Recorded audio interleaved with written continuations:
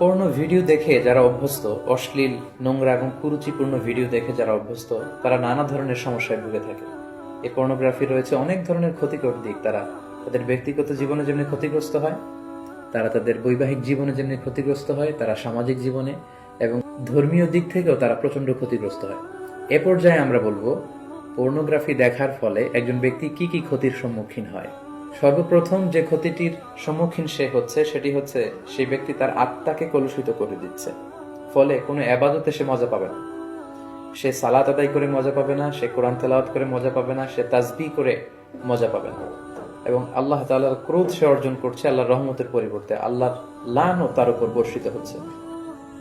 এবং মানুষের দেহের যতগুলো অঙ্গ রয়েছে তার মধ্যে থেকে সবচাইতে দামি অঙ্গ হচ্ছে তার আত্মা। And pornography is damaging your soul. Vishnu ঈসা ইসলাম বলেছেন, আলা ইন্না ফিল জাসাদি মুদগা ইযা সলুহাত সলুহাল জাসাদু কুল্লু ওয়া ইযা ফাসাদাত ফাসাদাল জাসাদু কুল্লুহু আলা ওয়াহিয়াল কলব। জেনে রাখো, নিশ্চয়ই মানব দেহে একটি গোশতের টুকরো রয়েছে যেটি দেহের সবচেয়ে দামি অঙ্গ। এই অঙ্গটি যদি পরিচ্ছন্ন হয় পুরো দেহটি পরিচ্ছন্ন থাকে, এই অঙ্গটি যদি নষ্ট হয়ে যায় পুরো দেহটি নষ্ট হয়ে যায়, আর সেটি হচ্ছে তোমাদের আত্মা। In the day of judgment আমরা যখন আল্লাহ তাআলার কাছে হাজির হয়ে যাব, আমাদের ক্ষমতা, আমাদের সন্তান, আমাদের সম্পদ কোনো কিছুই আমাদের মুক্তিকে নিশ্চিত করতে পারবে না। কেবলমাত্র যারা প্রশান্ত এবং পরিচ্ছন্ন আত্মা নিয়ে মহান আল্লাহর দরবারে হাজির হবে, তার জন্যই আল্লাহ তাআলা ক্ষমার ঘোষণা করবেন। তো পর্নোগ্রাফি ওয়াচাররা সর্বপ্রথম যে ক্ষতিটির সম্মুখীন হচ্ছে সেটি হচ্ছে তারা তাদের আত্মাকে নষ্ট করে দিচ্ছে, যেটা মানব দেহের সবচেয়ে দামি অঙ্গ। পাশাপাশি তারা তাদের চরিত্রকে শেষ করে দিচ্ছে, যেটা মানব জীবনের সবচেয়ে দামি একটি বিষয়। আমরা বলি যে মানুষের অর্থহানি ঘটলে সামান্য কিছু হানি হয়, স্বাস্থ্যহানি হলে আরেকটু বেশি কিছু হয়, কিন্তু একজন ব্যক্তি যখন তার চরিত্র হারিয়ে ফেলে সে তার সবকিছুকে হারিয়ে ফেলে।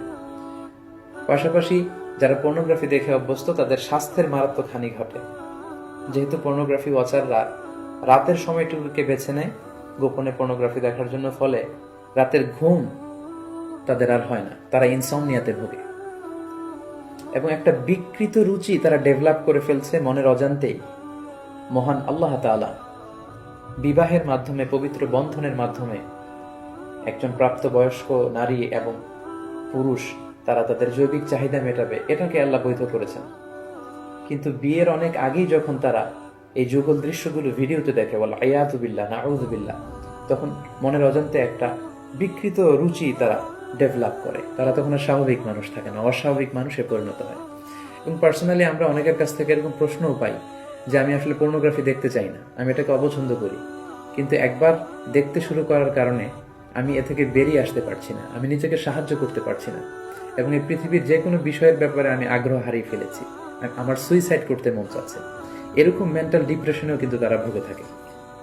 পর্নোগ্রাফির আরেকটি গুরুত্বপূর্ণ ক্ষতিকর দিক হচ্ছে এই পর্নোগ্রাফির ফলে সেক্সুয়াল ক্রাইম সমাজে বেড়ে যাচ্ছে। In every sexual crime there is a pornography behind ইট।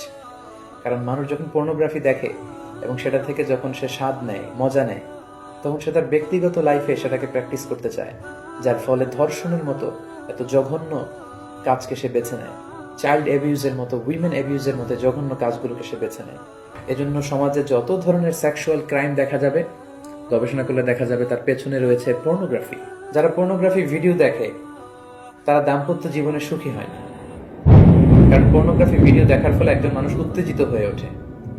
এবং যারা ধীরে ধীরে বছরের পর বছর এগুলো দেখে অভ্যস্ত, তারা মাস্টারবেশনে অভ্যস্ত হয়ে যায়, যেটা ইসলামী শরিয়তের দিক থেকে অনেক জঘন্য ধরনের একটি অপরাধ এবং কবিরা গুনাহ।